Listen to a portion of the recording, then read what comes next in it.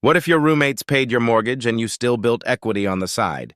Most millennials are handing over $1,400, $1,500, $1,600 a month to a landlord. Every single month. Gone. Forever. But there's a small group of people in your exact age bracket doing something radically different. They're buying homes, moving in two roommates, and watching their housing costs drop to nearly zero. And by the end of this video, I'm going to walk you through the exact room-by-room cash flow map that makes it possible. But first, you need to understand the number that changes everything. $1,800. That's the average monthly mortgage payment on a 3-bedroom home in cities like Columbus, Indianapolis, Birmingham, Memphis, and even pockets of Phoenix and Atlanta. Not mansions, not flip jobs, just regular livable houses in neighborhoods where people actually want to live. Now most people hear that number and immediately think, I can't afford that. But what if two other people paid most of it for you? Let's break down the room-by-room cash flow map. You buy a 3-bedroom, 2-bathroom house for $240,000. You put 3.5% down using an FHA loan. That's $8,400 out of pocket. Your total monthly payment, including principal, interest, taxes, and insurance, lands right around $1,800. Here's where the map comes alive. You take the master bedroom, biggest room, best bathroom access. Your cost for that room is technically zero because you're the owner. But you rent out bedroom number 2 for $800 a month. Then you rent out bedroom number 3 for $750 a month. That's $1,550 coming in every single month. Your mortgage is $1,800. Your rental income is $1,550. That means your actual out-of-pocket housing cost is just $250 a month. $250 for a house you own. But I promised you more than covered. I promised cash in your pocket. And I haven't even mentioned the garage yet. If that house has a garage or even a dedicated parking spot in an area where parking matters, you can rent that space for an extra $100 to $200 a month.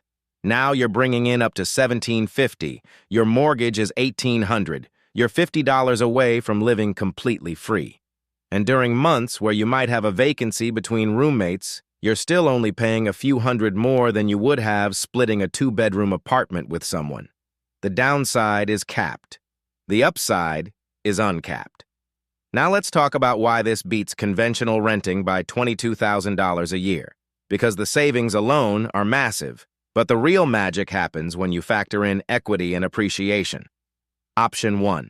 You rent a 1-bedroom apartment for $1,400 a month. Over 12 months, that's $16,800 that disappears. You build nothing. You own nothing. You've simply funded your landlord's retirement. Option 2. You house hack.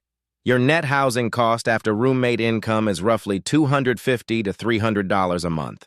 Over 12 months, that's about $3,000 to $3,600 out of pocket.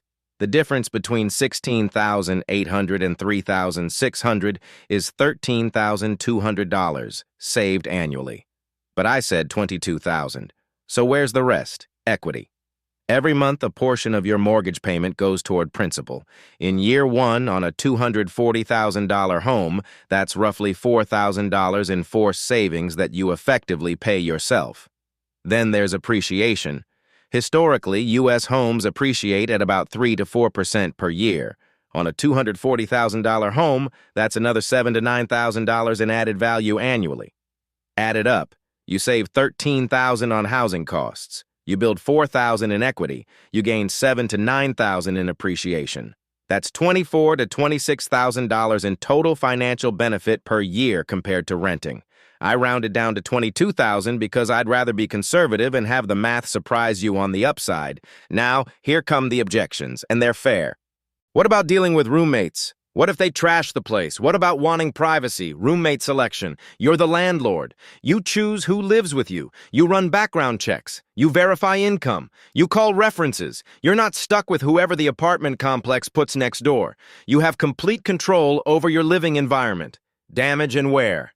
This is what security deposits are for. This is why you sign a lease. This is why you do a documented walkthrough before move-in. And here's the uncomfortable truth most landlords will tell you. If you screen properly and charge fair market rent, good tenants want to maintain a solid relationship with you because they need a place to live. Privacy. Yes, you give some up. But you're trading 3 to 5 years of reduced privacy for a decade or more of financial flexibility. You can live with roommates for a few years if it means building a six-figure asset while your peers are posting rent payment memes on Instagram. And here's the part nobody talks about, the exit strategy.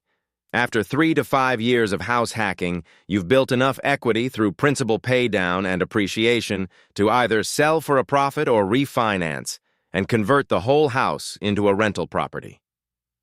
Then you take that equity, go buy your next home, maybe this time with 20% down because you've been saving all that money you weren't spending on rent. The first house becomes a cash-flowing rental. The second house becomes your personal residence. And the wealth snowball starts rolling. Let me recap the room-by-room cash flow map one final time so it's locked in. Master bedroom, you live there, zero cost. Bedroom 2, rent for $800. Bedroom 3, rent for $750. Garage or parking, rent for $100 to $200. Total monthly income, $1,650 to $1,750. Your mortgage, $1,800. Your net housing cost, $50 to $150 per month. That's not a mortgage anymore. That's a rounding error. And over 12 months, the gap between renting and house hacking compounds into $22,000 or more of financial progress. The biggest risk isn't trying this and having a bad roommate experience. The biggest risk is never trying and spending the next 10 years making your landlord wealthy while you build nothing for yourself. You don't need a six-figure income. You don't need perfect credit. You need 3.5% down, a willingness to share walls for a few years, and the discipline to run the math before you run your emotions. If this was helpful, there's more on the channel. I break down finance and investing strategies like this every week. Consider subscribing if you want to keep learning how to make your money work harder than you do.